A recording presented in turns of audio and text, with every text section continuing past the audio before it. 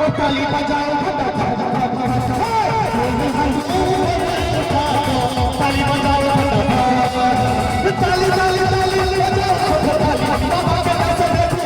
लगी ताली ताली ताली बजाओ फटाफट बाबा के दस